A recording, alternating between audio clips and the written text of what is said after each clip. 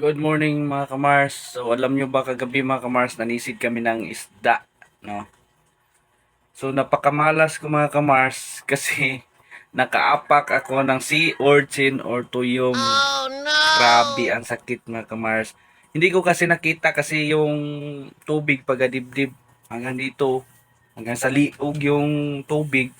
Medyo natumba ako kaya tapos natanggal pa yung chinilas ko. Pag apak ko, grabe ang dami. So ayun, papakita ko sa inyo. Let's go. Mars, inapak ko to sa mainit na tubig kagabi, ngayon at saka pagkatapos ito na yung asin kasi may nagsasabi na iapak ko daw sa asin mga kamars. Yan. Tingnan nyo ha kung gaano siya kaano. Yan o. Yan, maitim na yan yan. Ang dami. Grabe yung sakit kagabi. Ito pa o.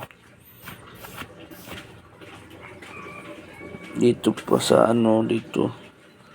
Yan o, meron pa o. Ito. Tapos ito. Ang dami. Ang dami. Ang sakit, no?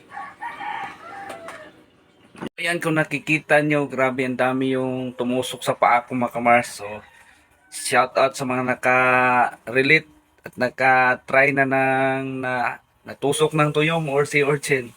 Alright, so hanggang dito lang po yung video natin sa ngayon. So huwag kalimutan mag-like, share, and follow sa aming Facebook page and subscribe na rin sa aming YouTube channel. Maraming salamat. Bye-bye.